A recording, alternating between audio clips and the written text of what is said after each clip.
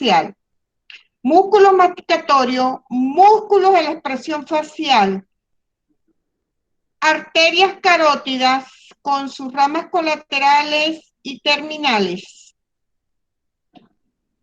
y sistema nervioso central. ¿Ok?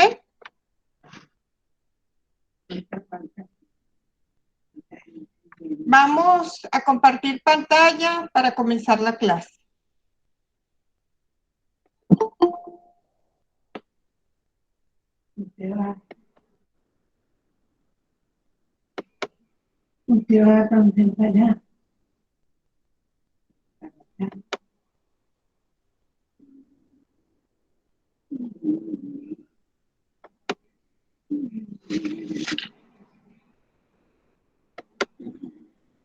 El sistema nervioso es el que comanda, el que ejecuta todas las acciones del cuerpo.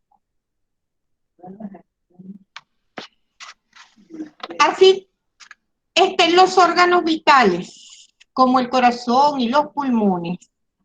Si el sistema nervioso no existe, no hay quien mande la transmisión de los impulsos nerviosos para la ejecución de las funciones de cada órgano del cuerpo.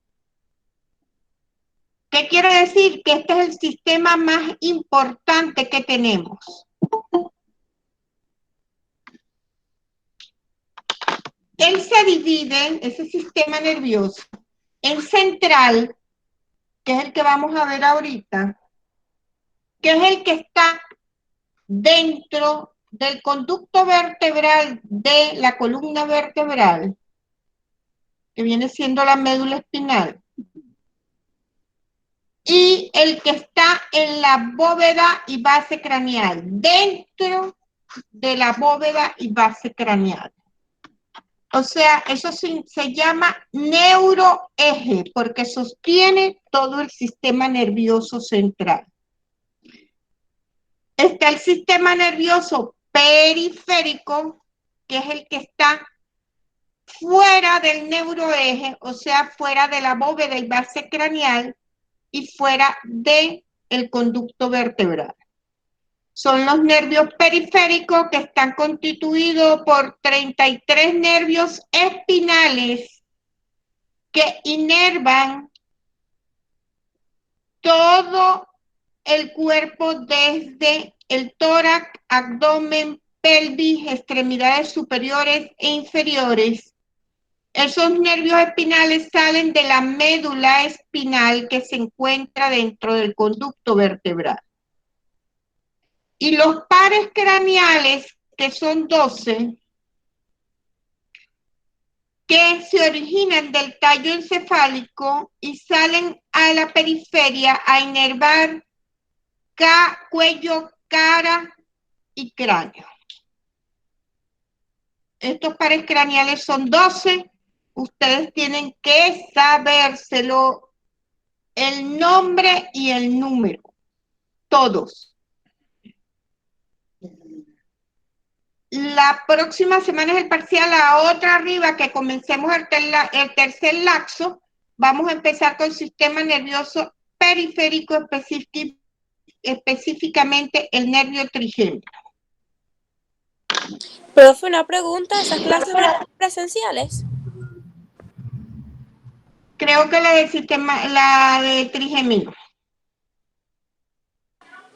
Porque imagino que ya vamos a comenzar presenciales, como ya nos están mandando a ir más a la universidad. Sí, claro, claro, y el semestre que Profe, viene y todo una pregunta, presencial. ¿usted nos va a dar los temas del par craneal? Sí, claro. De pares craneales se los voy a dar ahorita, porque Ok. se originan del tallo encefálico, que es del sistema nervioso central. Claro, pero o sea, si va a haber una clase en específica para los pares craneales. Y claro, una para el trigémino, que es el quinto par, otra para el facial, que es el séptimo par, otra para el glosofaringio, que es el noveno par, eso está en la planificación, que es el noveno par, y otra para el accesorio hipogloso, que es el par craneal 11 y 12. No, de los 12 pares craneales vamos a ver 5, nada más que son los que competen al odontólogo, porque el par craneal 1, que es el olfatorio, corresponde al otorrino, el 2, que es el óptico, corresponde al oftalmólogo, ¿verdad? Y el 3, que es el abducen, corresponde también al oftalmólogo porque es un nervio motor que mueve el globo ocular. Entonces, estaba diciendo que está el sistema nervioso central, el sistema nervioso periférico, que corresponde a los pares craneales y los nervios espinales, y el sistema nervioso autónomo, que se divide en simpático y parasimpático. Es autónomo porque es involuntario, no lo podemos controlar.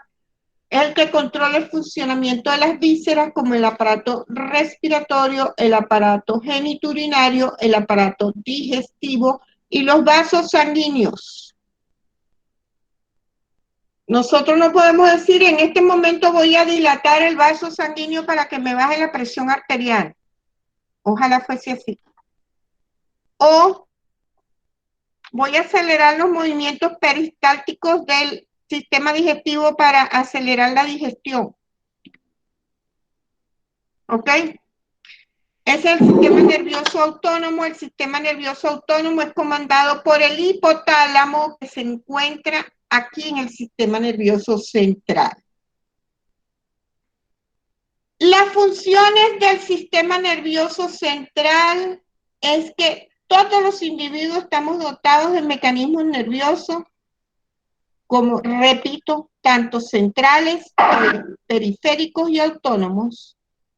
Esos mecanismos sirven para recibir información del ambiente, que son todas las sensaciones esteroceptivas del medio externo, a través de los sentidos como el olfato, el gusto, la visión, el tacto, ¿verdad? Y también recibe información del medio interno como las vísceras, ¿verdad? Y luego que esa información es recibida, pasa a los centros superiores y allí se elaboran las respuestas, que ya van a ser respuestas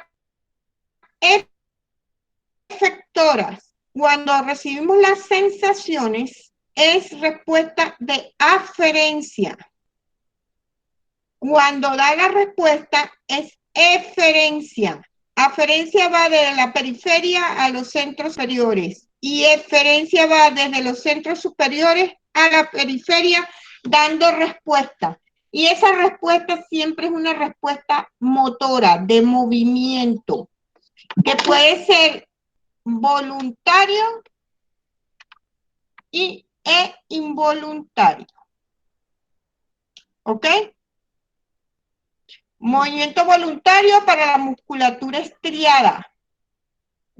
Ejemplo, colocamos la mano en una superficie con alta temperatura. Tenemos una sensación esteroceptiva. ¿Ok? La sensación esteroceptiva va y pasa el impulso a través de la médula espinal y los centros superiores, llega y alejándose del calor. Y en ese caso es voluntario, porque la mano la estamos quitando porque queremos. ¿Ok? Vamos, además tenemos en el encéfalo, que forma parte del sistema nervioso central, tenemos un órgano muy especializado, es el órgano más especializado de los seres vivientes, que es el de nosotros los humanos, que también tiene mecanismos capaz de organizar pensamientos, análisis, lenguaje tanto escrito como hablado y de mímica. Y es capaz de guardar las experiencias vividas como recuerdos. Las partes del sistema nervioso central son estas. Comenzamos siempre de la parte inferior hacia arriba, o sea, de la parte caudal a la cefálica. La primera parte que tenemos es la médula espinal. La médula espinal se encuentra a nivel del agujero occipital hacia abajo, específicamente cervical 1, hasta el espacio intervertebral de las vértebras lumbares 1 y lumbares 2, o sea, hasta el espacio intervertebral de L1 y L2. Allí está la médula. Dentro del conducto vertebral, acuérdense que la vértebra tiene un agujero que al articularse una con otra forma un conducto. Por allí pasa la médula espinal. Esa es la primera parte del sistema nervioso central. Luego del agujero occipital hacia arriba, tenemos tres partes que se denominan tallo encefálico. Todo lo que está por encima del agujero occipital es el encéfalo, no solamente el cerebro. El encéfalo que corresponde a varias partes. El encéfalo está constituido por, primeramente, por encima de la médula espinal, el bulbo raquídeo. El bulbo raquídeo está por encima de la médula y más arriba está otra estructura que se denomina puente. Encima de este puente está el mesencéfalo. Más adelante voy a explicar un poco de cada una de estas partes. Estas tres estructuras, bulbo raquídeo o médula oblonga, puente y mesencéfalo, constituyen el tallo encefálico. Detrás de ese tallo encefálico está el cerebelo. El cerebelo se ubica en la parte posterior inferior del cráneo, detrás del tallo encefálico y debajo del lóbulo occipital del cerebro. Encima del tallo está el diencéfalo, que se divide en tálamo, hipotálamo, epitálamo y subtálamo. Y comunica con esta glándula que está en la silla turca del efenoide que se denomina hipófisis. Encima del diencéfalo tenemos el cerebro. El cerebro está constituido por dos lóbulos, uno derecho y uno izquierdo, divididos por la cisura longitudinal y comunicado el lóbulo derecho con el lóbulo izquierdo, o el hemisferio derecho con el hemisferio izquierdo, a través de este cuerpo, que es un conjunto de fibras que se denomina cuerpo calloso. Esas son las partes del sistema nervioso central. Vamos a estudiar cada una de ellas. El sistema nervioso central, vuelvo y repito, percibe estímulos del mundo exterior, que son las sensaciones esteroceptivas, y también estímulos de la parte interna, como lo de los músculos, tendones, articulaciones y vísceras. Esos transmiten esos impulsos nerviosos de las sensaciones, o sea, de las aferencias, que va de la periferia hacia los centros superiores. Ese impulso es transmitido hacia ellos, a los centros superiores, y producen impulsos de respuesta que se denomina eferencia o efectores. Y esos impulsos es transmitido a los músculos esqueléticos o músculos voluntarios o a la musculatura lisa, por ejemplo, la de los vasos sanguíneos, las del esófago, las del estómago.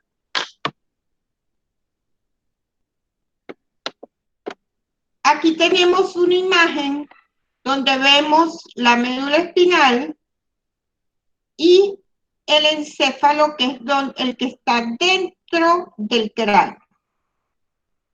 Ok, la médula espinal viaja por todo el conducto vertebral y encima del agujero occipital está el encéfalo constituido por el tallo encefálico, cerebelo, diencéfalo y cerebro. Vamos a estudiar un poco de cada una de las partes del sistema nervioso central. Las partes de abajo hacia arriba, tenemos primero la médula espinal, que va desde el agujero occipital, repito, hasta la vértebra L1, L2, o las vértebras lumbares 1 y lumbares 2. Ella es cilíndrica, a través de todo el conducto vertebral es un cilindro, pero se engrosa a nivel cervical y a nivel lumbar. ¿Por qué se engrosa en esa zona? Porque en nivel cervical salen los nervios que van hacia las extremidades superiores, hacia los brazos. Y a nivel lumbar salen los nervios que van hacia las extremidades inferiores, o sea, las piernas. La médula espinal está envuelta y todo el sistema nervioso central, no es solamente la médula, por unas capas protectoras que se denominan meninges. Por eso es que ustedes oyen, tienen meningitis, es que esas capas protectoras se encuentran inflamadas por la presencia de alguna bacteria, un virus, que afecta esas capas que protegen el sistema nervioso central. Esas meninges se denominan dura madre, aracnoide y pía madre. Esas son las tres capas. Y en el espacio subaracnoideo, o sea, por encima de la aracnoide, circula un líquido que se denomina líquido cefalorraquídeo, que es el que se extrae para estudiarlo, para descartar meningitis. Se extrae a nivel de los espacios intervertebrales de la columna, y ese líquido que circula a través de la médula es el mismo que circula en el encéfalo, o sea, circula en un espacio entre el tallo encefálico y el cerebelo, que ahorita se los enseño, que se llama cuarto ventrículo, y en el tálamo hay otro espacio que se llama tercer ventrículo, que también circula ese líquido. Y en el cerebro están los acueductos cerebrales, que también circula ese líquido, o sea que el líquido que está en el cerebro está a nivel del tallo encefálico y a nivel de la médula es el mismo. Lo que pasa es que va circulando a través de todo el sistema nervioso central para nutrir, para servir de transporte de sustancias químicas como proteínas y lípidos que sirven en el metabolismo del sistema nervioso. ¿Ok? Aquí tenemos una imagen donde termina la médula a nivel de L1, L2, en este espacio intervertebral. Allí termina la médula y de ahí para abajo son puros nervios espinales. De esa médula salen por los espacios intervertebrales los nervios periféricos, que les dije que eran 33, que inervan el tórax, el abdomen, la pelvis, las extremidades superiores e inferiores. Aquí vemos la imagen donde está la médula y los nervios periféricos que inervan todo el cuerpo del cuello hacia abajo. ¿Cuáles son las funciones que tiene esta médula espinal? Allí en la médula se elabora la actividad refleja. ¿Qué es un reflejo? Es una conducta no aprendida involuntaria. O sea que las actividades que se ejecutan en la médula espinal son actividades que no sean de precisión. Son involuntarias, por ejemplo, al nacer tenemos el reflejo de succión para alimentarnos.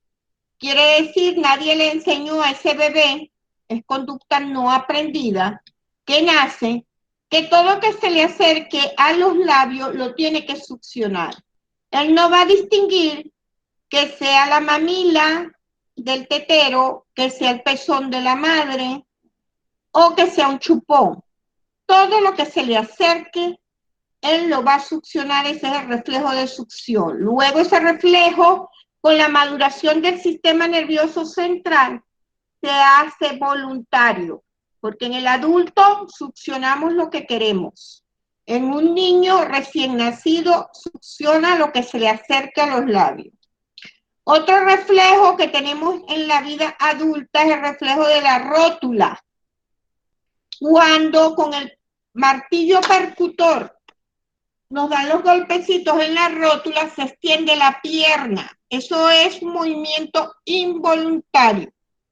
Otro reflejo en el adulto es el reflejo palpebral. Todo lo que se le acerque al globo ocular, inmediatamente cerramos los párpados con la finalidad de proteger el globo ocular. Entonces, esa es la primera función de la médula. Y ella sirve de conductora de los impulsos que van de la periferia hacia los centros superiores, o sea, las sensaciones. Conductora de los impulsos que van de los centros superiores a la periferia. Sirve como una autopista conductora de impulso. Cuando van de la periferia a los centros superiores son aferencias. Cuando van de los centros superiores a la periferia son eferencia o efectores. ¿Ok? Aquí les presento una foto de un corte longitudinal de una columna vertebral. Se le hace el corte y en el centro ven la forma cilíndrica que tiene la médula espinal. Si continuamos hacia arriba, después del agujero occipital, hacia arriba, viene esta zona, ¿verdad? ¿Qué es el tallo encefálico?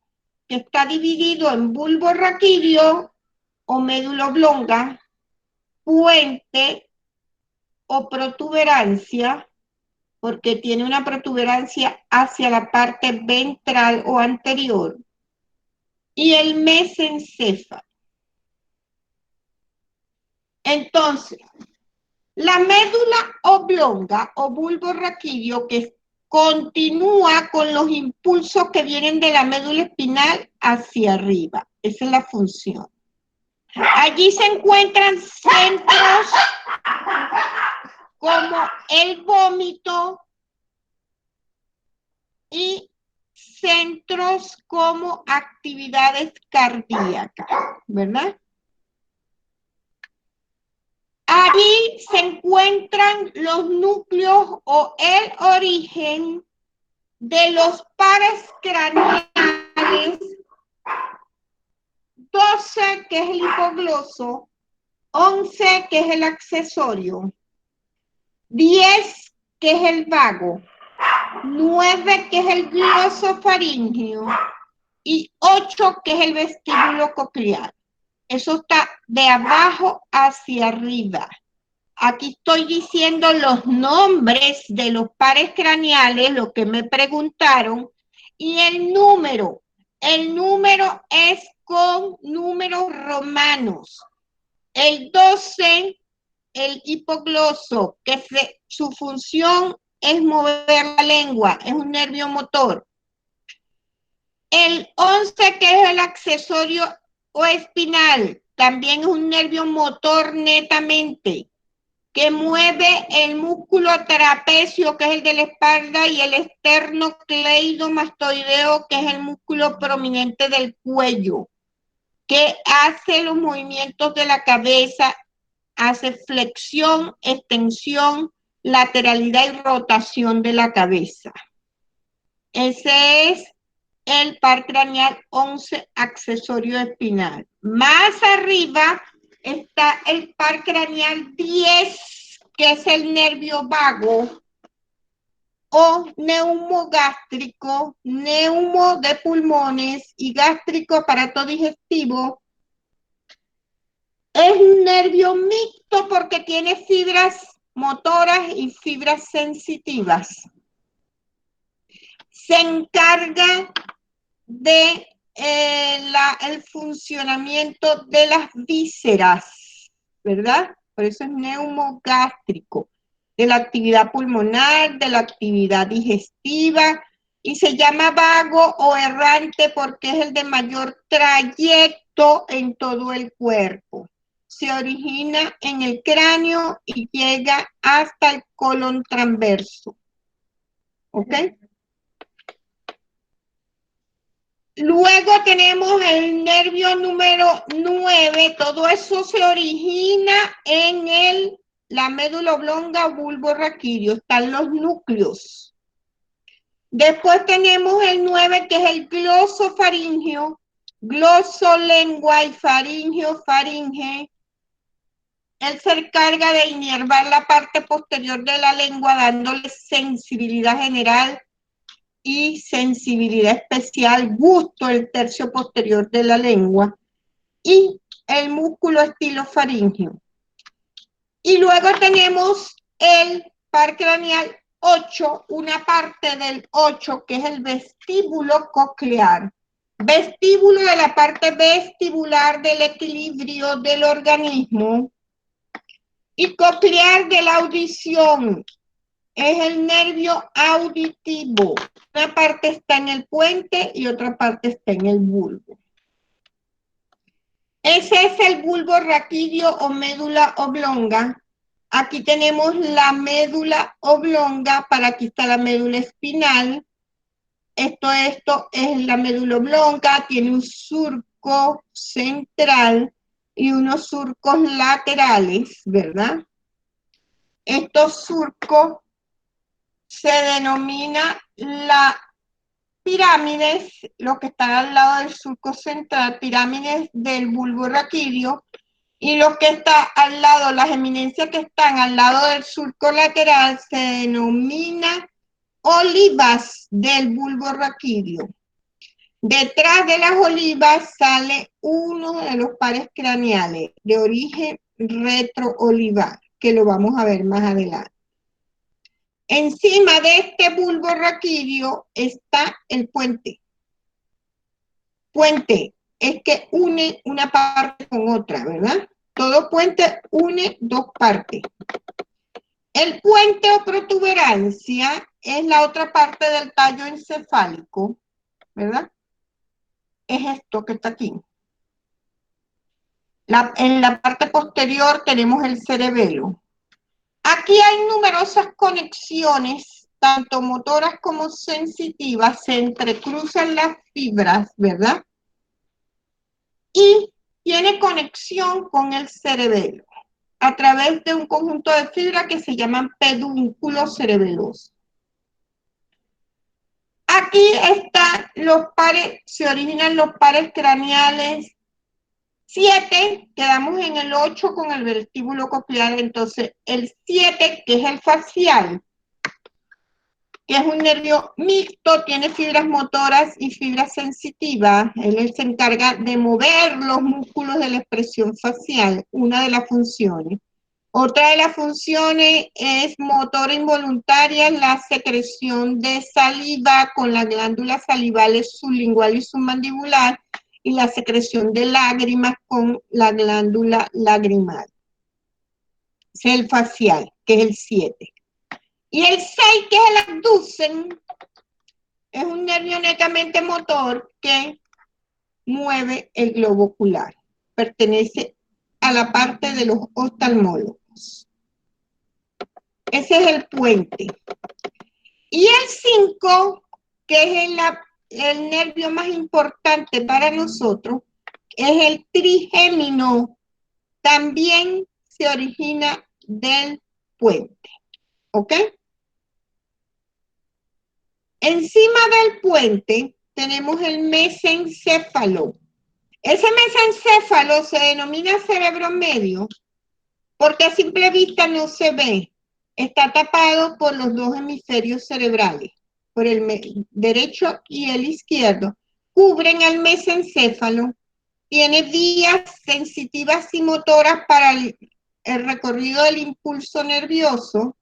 Se une al cerebelo con las fibras, los pedúnculos cerebelosos superiores que salen del cerebelo y llegan al mesencéfalo. Y de allí se originan los pares craneales 2 y 3. El 3, que es el troclear, y el 3 y 4. El 4, que es el troclear, y el 3, que es el oculomotor, que se encargan también de mover el globo ocular. Tiene unos núcleos importantes que se denominan sustancia negra y núcleo rojo, que son unos acúmulos de neuronas. ¿Verdad? Eso es el mesencéfalo. Se originan los pares craneales 3 y 4. Falta el 1 y el 2. El 1 es el olfatorio y el 2 es el óptico.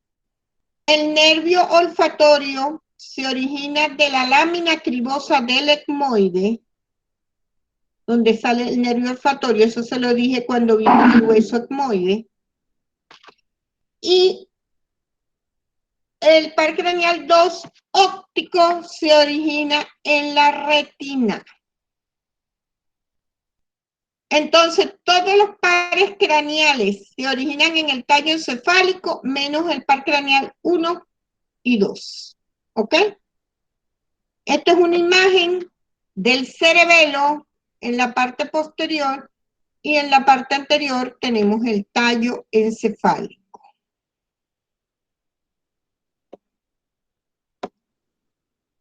Luego, en la parte posterior del tallo encefálico, posterior inferior del cráneo, está el cerebelo.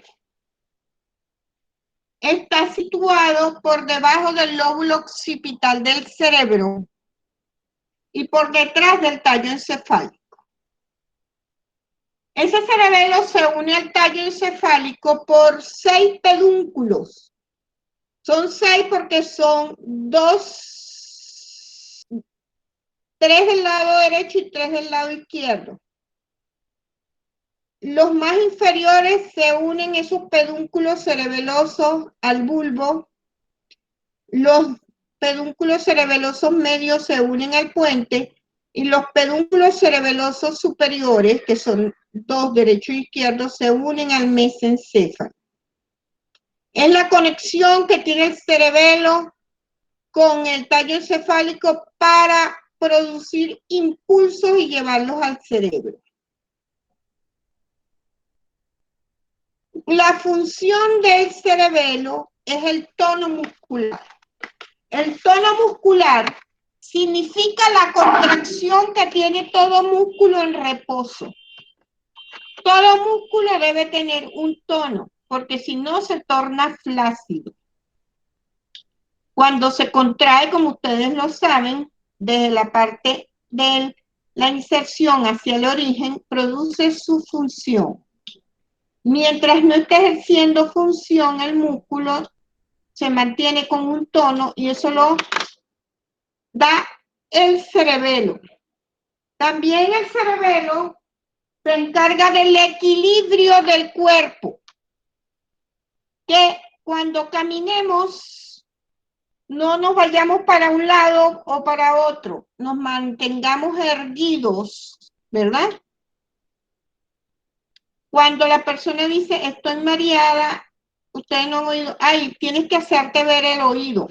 ¿Por qué el oído? Porque el equilibrio es el sistema vestibular que está en el oído interno y tiene comunicación directa con el cerebelo. Y otra función del cerebelo es la locomoción, o sea, el movimiento y los movimientos coordinados, controlados. Un movimiento coordinado es que en el momento que avancemos en la marcha, cuando colocamos la pierna izquierda hacia adelante, el brazo derecho va hacia atrás. Y si colocamos la pierna derecha adelante, el brazo izquierdo va hacia atrás. Esos son movimientos que los realizamos casi inconscientemente, porque no son inconscientes porque caminamos cuando queremos, son voluntarios, pero llevan esa coordinación. Eso está dado por el cerebelo. El hecho de agarrar un objeto y tú llegues directo y lo tomes en tu mano y no te quedas corto o no sobrepasas el objeto, eso es función del cerebelo.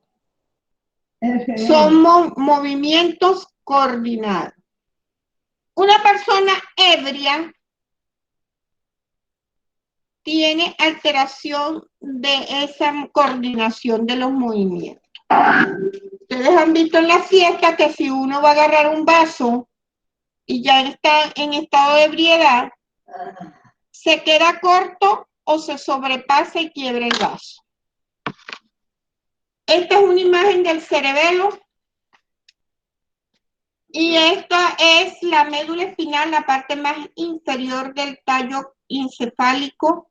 Debajo del tallo encefálico ven que en el centro tiene forma de H o mariposa, que es la sustancia gris de la médula espinal, y en la periferia es la sustancia blanca que es la que se encarga, la sustancia blanca es la de la conducción del impulso. Y la gris es la de las funciones, que es pura, es gris porque son acúmulos de neuronas. Terminamos con el cerebelo, ahora nos vamos por encima del tallo encefálico. Encima del tallo encefálico viene el diencéfalo. El diencéfalo está dividido en tálamo, hipotálamo, epitálamo y subtálamo. El tálamo es el que se encarga de todas las sensaciones menos la del olfato. El olfato va directo al cerebro. O sea, se encarga de la sensación, del tacto, de la temperatura, de la visión, del gusto, de la audición, menos el olfato. También se encuentra él se encarga de todas las emociones, el tálamo, como el amor, el odio, el aprecio, el cariño, la tristeza, la ira. De eso se encarga el tálamo. El hipotálamo, que es la otra parte del diencéfalo, es el que comanda el sistema nervioso autónomo o periférico, autónomo o involuntario. El hipotálamo, ese sistema nervioso autónomo por el hipotálamo, se divide en simpático y parasimpático.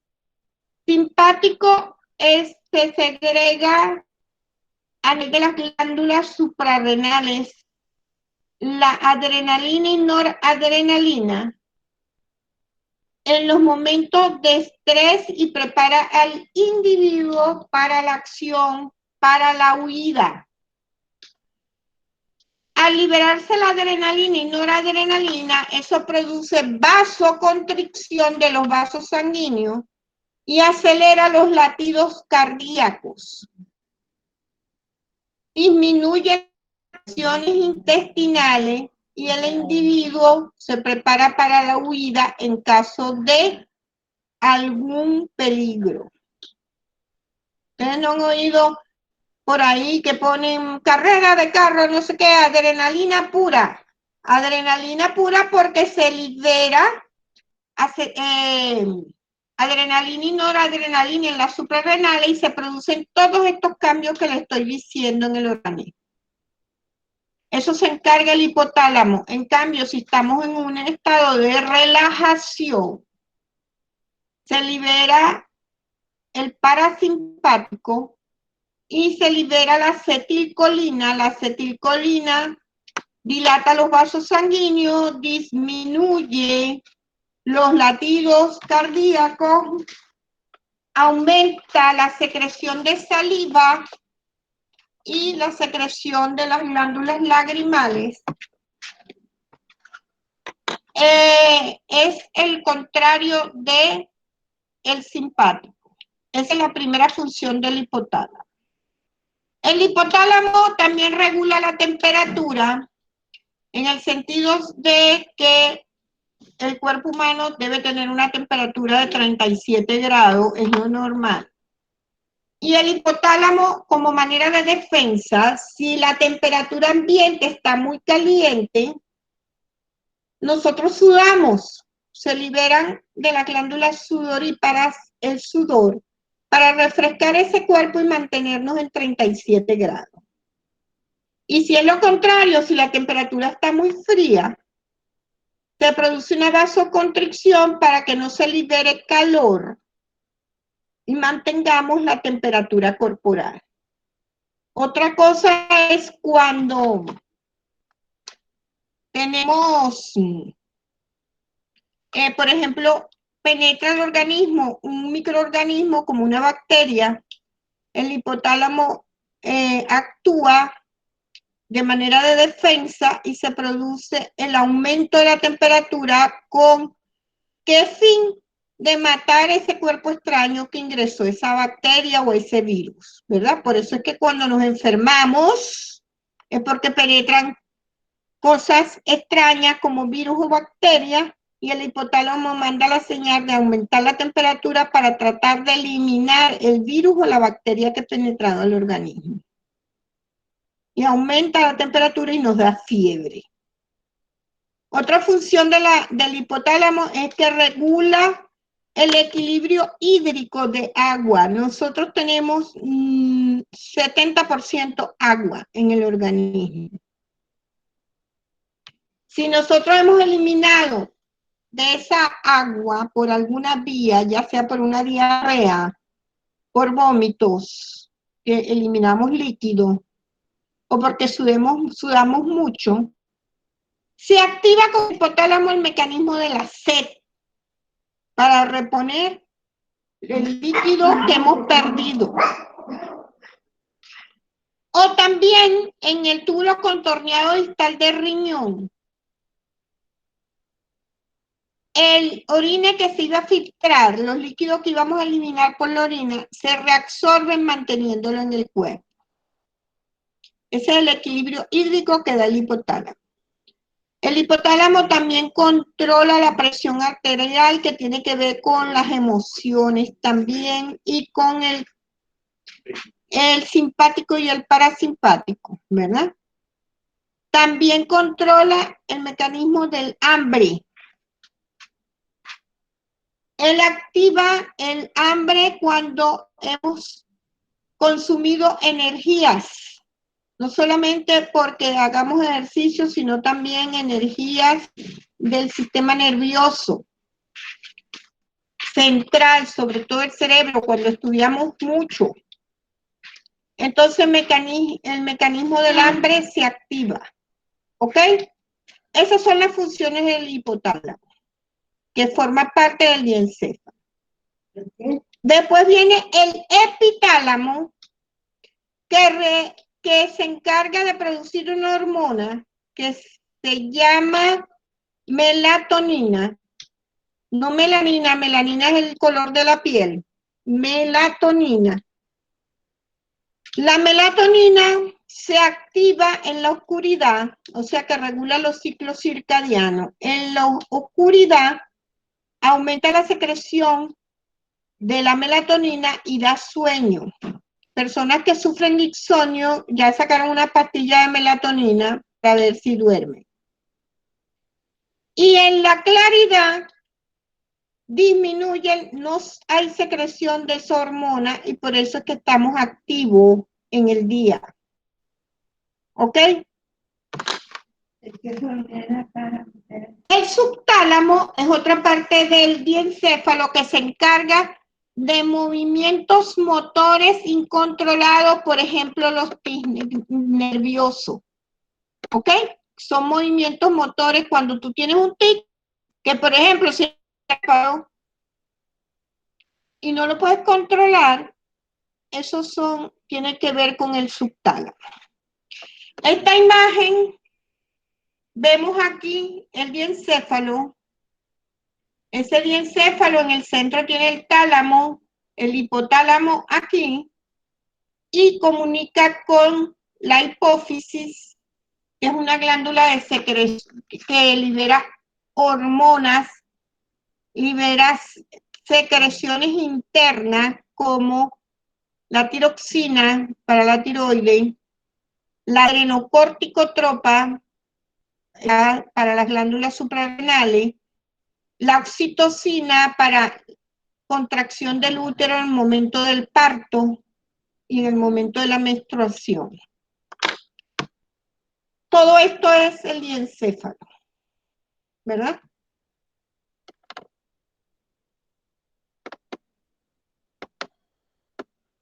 Aquí está un resumen de lo que le dije. El tálamo es para las sensaciones menos el olfato y las emociones, como la tristeza, la ira, la alegría, la felicidad, el odio. El epitálamo es la glándula endocrina liberando la melatonina. El hipotálamo controla el sistema simpático y parasimpático del sistema nervioso autónomo, más todo lo que le dije. Regula la sed, el hambre, la presión arterial. Y el subtálamo es el núcleo motor donde el movimiento es motores incontrolables. La parte más superior del sistema nervioso central es el cerebro, ¿verdad? El cerebro, fíjense que aquí tenemos el tallo encefálico, el diencéfalo, el tallo encefálico con la médula oblonga, el puente, el mesencéfalo, el cerebelo. Entre el cerebelo y el tallo encefálico hay un espacio que les dije yo que se llama cuarto ventrículo, por donde pasa el líquido cefalorraquídeo. Y aquí en el tálamo también hay un espacio que se denomina tercer ventrículo, que también circula el líquido cefalorraquídeo. Y aquí, en los hemisferios cerebrales, hay unos acueductos, unos conductos llenos de líquido, que son los acueductos cerebrales, donde circula también el mismo líquido cefalorraquídeo que va desde aquí, pasa al tálamo, al tercer ventrículo, luego pasa al cuarto ventrículo y luego pasa al centro de la médula espinal, que es donde extraemos el líquido en caso de que alguna bacteria, algún virus haya entrado y produzca una meningitis, que son las meninges, las membranas protectoras que yo les dije que protegen todo el sistema nervioso central. Bueno, vamos a hablar un poco del cerebro. El cerebro está dividido en dos hemisferios, el hemisferio derecho y el hemisferio izquierdo. No es que ellos están uno por un lado y otro por el otro, ellos están interconectados, ¿verdad? Por este conjunto de fibra que se denomina cuerpo calloso, y las funciones del lóbulo derecho se interconectan con las del hemisferio izquierdo. Las personas que son prominentemente, tienen prominencia de su función del hemisferio derecho, son las personas bohemias, les gusta la escritura, apacibles, ¿verdad? En cambio, las que predomina el hemisferio izquierdo son personas que predomina las matemáticas, en el derecho predomina la música, en el izquierdo predomina las matemáticas, son personas calculadoras, ¿verdad? Son más objetivas. Las que le predomina el derecho son más subjetivas, ¿verdad? Eso es con respecto a los hemisferios. Los huesos del cráneo toman el nombre del hemisferio que cubre el hueso. El cerebro tiene el hemisferio frontal que está protegido por el hueso frontal. ¿Cuáles son las funciones del lóbulo frontal del cerebro? Moca, porque eso sale en los exámenes. El lóbulo frontal del cerebro se encarga del lenguaje escrito y hablado. Se encarga de la asociación y de la parte abstracta, del pensamiento creativo y análisis. Y se encarga de funciones motoras, ¿verdad? El lóbulo frontal.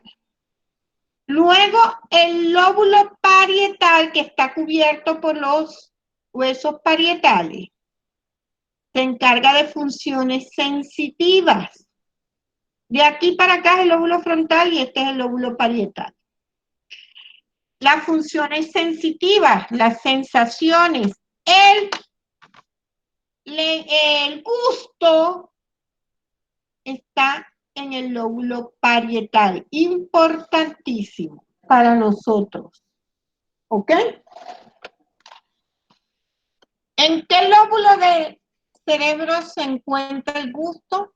En el lóbulo parietal. Esa es la respuesta. ¿Ok? El lóbulo occipital está cubierto por el hueso occipital. Él se encarga de la visión. ¿Ok? Todo lo que tiene que ver con la visión. Hay un quinto lóbulo, perdón, me falta el cuarto, que es el lóbulo temporal, que está cubierto por el hueso temporal, es donde se aloja el oído y se encarga, por supuesto, de la audición y del olfato. ¿Ok? Y hay un quinto lóbulo que está entre el lóbulo temporal y el lóbulo parietal en la parte interna que se llama la ínsula de Riel. ¿Ok? Luego de esta parte viene el desarrollo embrionario del sistema nervioso central, que lo vamos a obviar porque no estamos estudiando embriología, ¿verdad? Me imagino que lo vieron en embriología. Y vamos a estudiar unos términos neurológicos que los vamos a usar y ahora en adelante cuando veamos trigémino, facial, glosofaringeo, vago, accesorio y hipogloso. Entonces, el primer término es la neurona. La neurona es la célula por excelencia del sistema nervioso. Es el que se encuentra en mayor cantidad en este sistema y es la unidad histológica. Acuérdense que histología es micro y yo me encargo de lo macro. Histología es microscopio y lo mío es lo macro, lo que se ve a simple vista. ¿Ok? La anatomía es lo macro. Sin embargo, la célula nerviosa está compuesta por un núcleo, su nucleolo, su cuerpo celular y unas prolongaciones que salen del cuerpo celular que se denominan dendritas. Y tiene un axón, que es un conjunto de fibras que transmiten el impulso nervioso. Las neuronas tienen diferentes formas y al laboratorio se tiñen con Purkinje, con Golgi, Golgi 1, Golgi 2. Eso es histología. Otras células que se encuentran en el sistema nervioso son las células de la neuroglía, que están en menor cantidad que las neuronas, y son los astrocitos, los oligodendrocitos, las células ependimarias y las células de la microglía.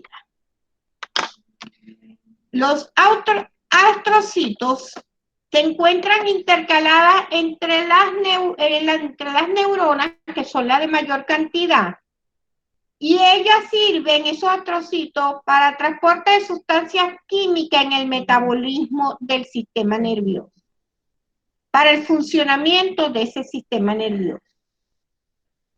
Los oligodendrocitos se encuentran adyacentes también a las neuronas y son las responsables de formar la mielina, una sustancia muy importante para la conducción del impulso nervioso. La mielina es sustancia blanca, o sea, fibras, formada por lípidos y proteínas que envuelven los nervios y acelera la transmisión del impulso nervioso. Se encuentra a lo largo de toda la sustancia blanca. Existe una enfermedad que se carece de mielina, que se llama esclerosis múltiple. Entonces no hay conducción de los impulsos nerviosos, y si no hay conducción, el paciente puede tener alteraciones motoras porque no se conduce los impulsos desde los centros superiores a las periferias, o si no hay adormecimiento de algunas partes del cuerpo, porque entonces está afectado en la parte sensitiva de las sensaciones, y entonces el paciente tiene que vivir con un medicamento que le sustituye la mielina o le lleva a ayudar a la producción, pero no igual como normalmente se hace. Otro término son las células del epéndimo. El ventrículo, o sea, donde circula el líquido raquídeo, el líquido cefalorraquídeo, esos canales, la parte interna de ese canal, se encuentran las células ependimarias. está en la parte central de la médula espinal, en el cuarto ventrículo, en el tercer ventrículo y en los ventrículos cerebrales. Estas células que cubren esos canales donde circula el líquido cefalorraquídeo. Y las células de la microglía son células que invaden al sistema nervioso central, pero no se encuentran en estado normal, sino cuando penetra alguna sustancia extraña al sistema nervioso central. Como manera de defensa vienen las células de la microglía, que se encargan de fagocitar, o sea, de atrapar esa sustancia extraña, que puede ser una bacteria o un virus, ¿verdad? Para eliminarlo del sistema nervioso. Otro término que tenemos es la sinapsis, que es la conjunción o la unión de las células para realizar las funciones que se propague el impulso. Puede ser dendrita-dendrita, axón-dendrita, cuerpo celular-dendrita. De miles de maneras se puede realizar la sinapsis. Aquí tenemos la unión de dos células nerviosas, dendrita-dendrita, ¿verdad?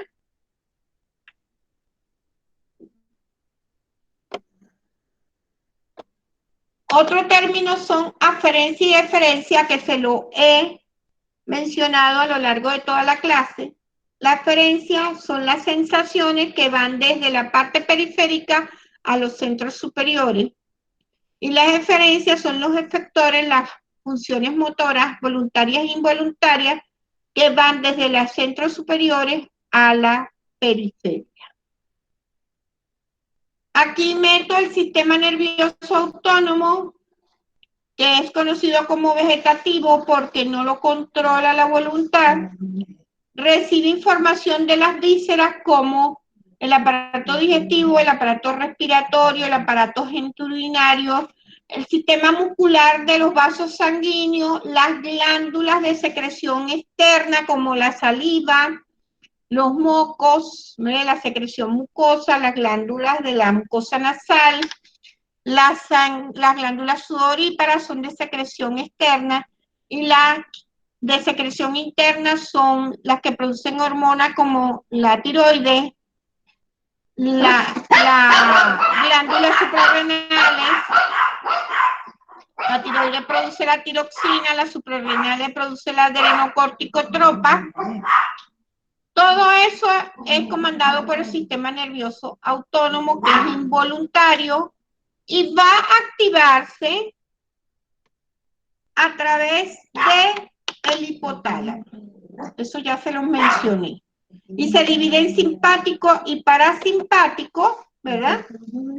Y él se encarga de acciones como control de la frecuencia cardíaca, contracción y dilatación de los vasos sanguíneos, contracción y relajación de varios músculos lisos en varios órganos como el esófago, el estómago, los alvéolos pulmonares. Se encarga también de la acomodación visual, del tamaño de la pupila que se dilata y se contrae según el estado de luz que tengamos, y la secreción de glándulas exocrinas y endocrinas. Las exocrinas son las que tienen secreción al exterior, como la saliva, las lágrimas, la secreción mucosa de las glándulas nasales, y las endocrinas las que segregan en la parte interna del cuerpo, como tiroxina, adrenocorticotropa, oxitocina, ¿verdad? Bueno, de eso se encarga el sistema nervioso autónomo.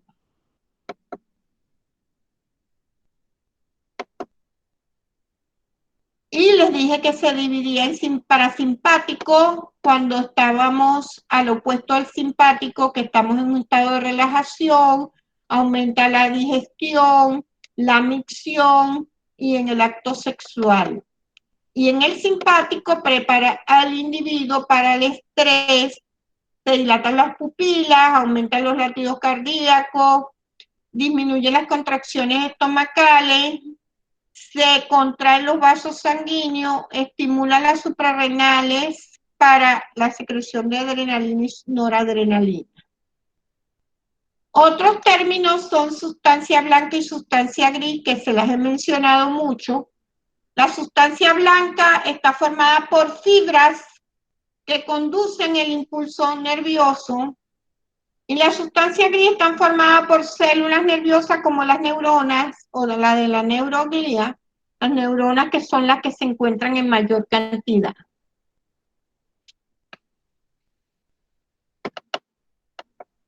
Otro término son origen real y origen aparente.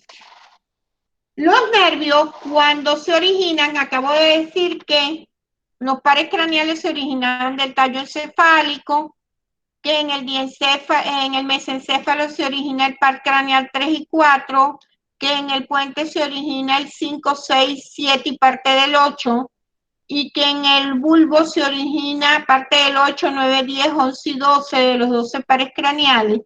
Esos nervios tienen un origen real, que es el nacimiento verdadero de ese nervio, y generalmente no se ve. Y el origen aparente es el punto por donde el nervio sale, aquí, por ejemplo, en el tallo encefálico, que es el que vemos, ¿verdad?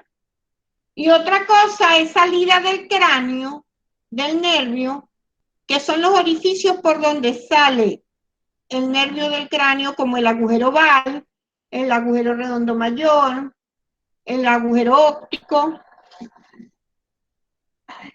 Bueno, eso es un resumen del sistema nervioso central, ¿ok? Y si tienen alguna pregunta, esto va para el examen, ¿ok? Hola, profe, buenas noches. Buenas noches. Este tema y el de músculos de la expresión facial también va, ¿cierto? ¿Sí? Ah, Van los masticatorios, músculos masticatorios, músculos de la expresión facial, carótidas, el sistema circulatorio, pues, y ok. sistema nervioso central. Ajá. Otra pregunta, ¿cuándo es el examen? ¿Cómo? ¿Cuándo es el examen? El examen es el lunes 4 de abril a las Profe, 2 de una la tarde. pregunta.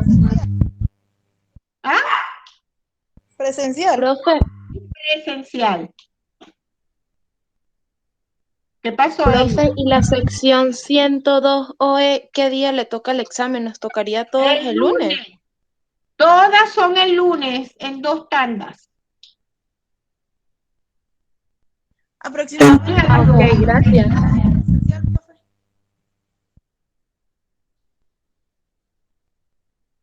Bueno, ¿alguna otra Profe, pregunta? Dime. entonces, como todos los exámenes son el lunes, ¿como a qué hora son? O sea, A si las 2 de la tarde y a las 2:30 el otro. El examen es sumamente corto. Eso es rápido. Ok, profe, gracias. O sea que el examen Profe, va a tener una de media hora. Más o menos. ¿Sí? profe, una Va a ser pregunta. profe, preguntas cortas y respuesta corta, imagino. Sí, no lo he hecho todavía, pero es corto. ¿Cómo va a ser la forma de evaluar? 15%. Igual que en Acrópolis. No, pero ¿va a ser igual como Acrópolis o va a ser otro método? El método, cada pregunta tiene un valor. ¿Cuántas son? No lo sé, no he hecho el examen. ¿Ok? Profe, una pregunta. ¿Cómo haríamos? Porque el lunes algunos estudiantes tenemos